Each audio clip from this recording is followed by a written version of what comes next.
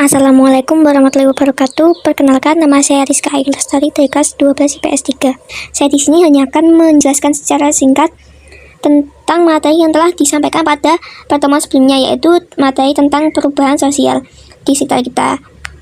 Yang pertama ada pengertian perubahan sosial. Secara umum, perubahan sosial merupakan pengubahan-pengubahan yang meliputi penemuan baru yang berwujud benda, struktur masyarakat, fungsi masyarakat, nilai-nilai, serta pola perilaku masyarakat. Mengapa manusia selalu melakukan perubahan? Manusia senantiasa melakukan pengubahan karena pada dasarnya manusia bersifat dinamis. Manusia memiliki keinginan melakukan perubahan untuk memperbaiki kehidupannya. Pembahasan yang kedua ada faktor penyebab perubahan. Faktor penyebab perubahan yaitu ada penemuan-penemuan baru, perubahan jumlah penduduk, perubahan lingkungan fisik, perubahan lembaga sosial, terjadinya pemberontakan atau revolusi, pertentangan dalam masyarakat, maksudnya kebudayaan dari masyarakat lain, dan terjadinya peperangan. Pembahasan yang ketiga ada faktor pendorong perubahan. Faktor pendorong perubahan ada kontak dengan budaya lain, kemajuan sistem pendidikan, sikap menghargai hasil karya orang lain, keinginan manusia untuk memperbaiki kualitas hidup, heterogenitas masyarakat, sikap mudah menerima hal baru, ketidakpuasan masyarakat terhadap bidang-bidang kehidupan tertentu, orientasi pada masa depan, sistem terbuka dalam lapisan masyarakat atau open stratification, akomodasi terhadap perilaku menyimpang. Pembahasan keempat ada faktor penghambat perubahan. Faktor penghambat perubahan yaitu kurangnya hubungan dengan masyarakat lain, adat dan kebiasaan yang sudah diubah, perkembangan ilmu pengetahuan yang terlambat, kepentingan yang tertanam kuat, rasa takut terhadap kegoyahan pada integrasi kebudayaan, hambatan-hambatan yang bersifat ideologis, sikap masyarakat tradisional. Pembahasan yang kelima ada teori perubahan sosial. Teori perubahan sosial yang pertama ada teori evolusi. Teori ini beranggapan bahwa perubahan sosial memiliki arah tetap yang dilalui oleh semua masyarakat. Masyarakat berubah dan berkembang dari tahap peradaban sederhana menuju tahap peradaban yang lebih kompleks.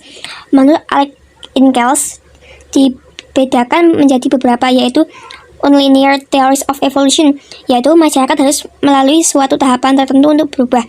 Yang kedua, universal theory of evolution, manusia tidak memerlukan tahapan tertentu untuk berubah. Yang ketiga, multilinear theories of evolution, penelitian yang memfokuskan kepada tahapan perkembangan masyarakat. Teori yang selanjutnya ada teori perkembangan evolusi atau linear. Teori ini percaya bahwa perubahan sosial dapat diarahkan ke titik tujuan tertentu, seperti perubahan dari masyarakat tradisional ke masyarakat yang modern. Contohnya, perkembangan bangsa Indonesia dari zaman penjajahan mempertahankan kemerdekaan sampai dengan saat ini. Jika diibaratkan, maka teori linear ini beranggapan bahwa perubahan sosial yang terjadi memberikan kemajuan bagi masyarakat. Jika digambarkan dengan grafik, maka akan seperti ini. Grafiknya akan bergambar naik.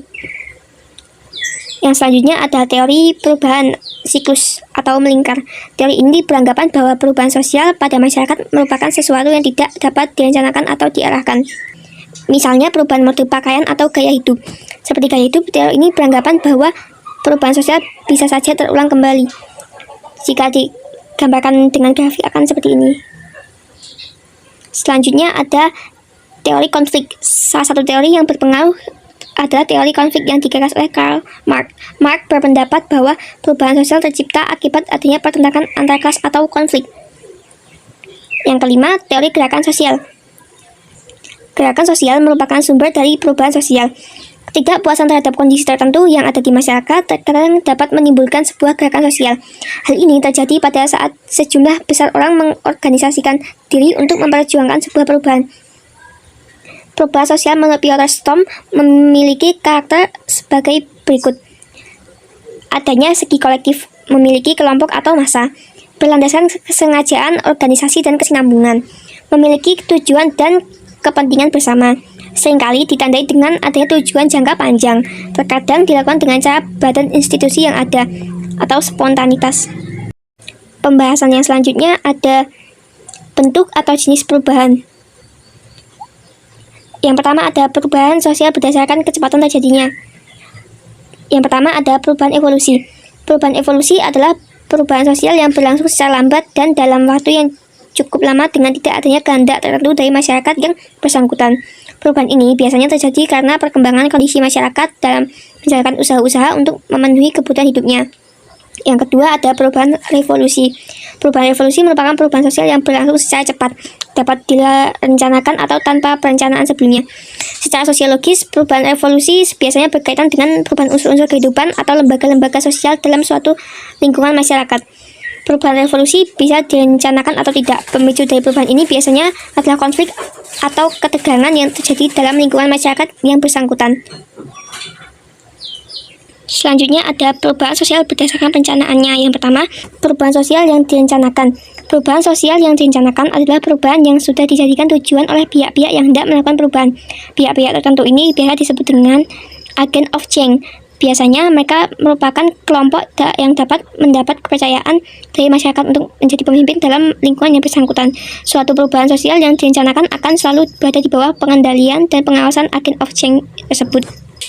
Yang kedua ada perubahan sosial yang tidak direncanakan. Perubahan yang tidak direncanakan biasanya perubahan yang tidak dikehendaki dan terjadi di luar perkiraan masyarakat. Perubahan ini sering memicu masalah-masalah baru karena perubahan tersebut muncul secara tiba-tiba. Berikutnya ada perubahan sosial berdasarkan pengaruhnya. Yang pertama, perubahan sosial yang berpengaruh besar.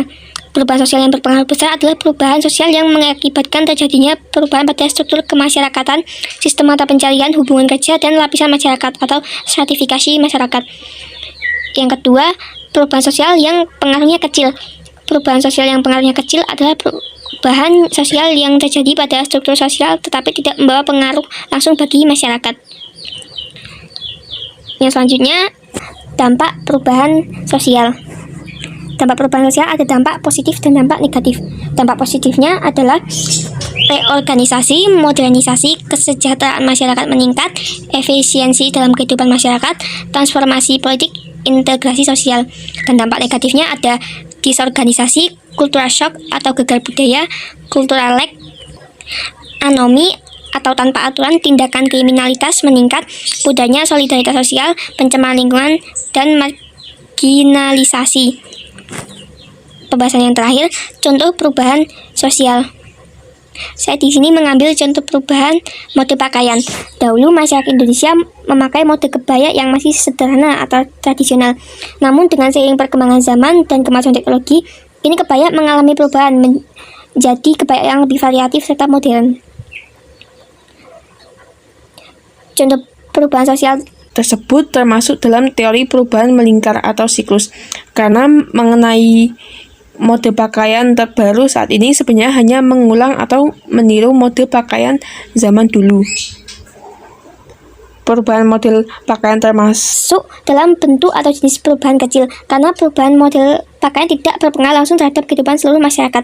Sebagian masyarakat akan menganggap perubahan tersebut tidak begitu penting bagi kehidupannya. Kondisi ini terjadi ketika tidak semua masyarakat mengikuti model pakaian. Perubahan pakaian juga tidak mempengaruhi sendiri-sendiri kehidupan masyarakat. Faktor pendorong perubahan tersebut yaitu kontak dengan kebudayaan lain, sistem pendidikan formal yang maju, sistem terbuka dalam lapisan masyarakat, sikap optimis dalam hidup, toleran terhadap perubahan menyimpang asal bukan merupakan dalih atau pelanggaran. Dampak negatif dari perubahan tersebut adalah menirukan budaya barat. Hal ini terjadi pada generasi milenial yang kini lebih menyukai produk luar negeri daripada dalam negeri. Masyarakat Indonesia cenderung menggunakan pakaian yang dipakai oleh orang barat. Yang kedua, lunturnya rasa nasionalisme terhadap bangsa sendiri. Dampak positifnya, model pakaian lebih variatif dari sebelumnya, mengasah kreativitas untuk menciptakan model pakaian yang terbaru. Sekian dari saya, hanya itu yang dapat saya sampaikan. Jika ada salah-salah kata saya mohon maaf. Akhirul salam, wassalamualaikum warahmatullahi wabarakatuh. Bagi yang mau download PPT-nya, saya sudah cantumin linknya di deskripsi ya. Terima kasih.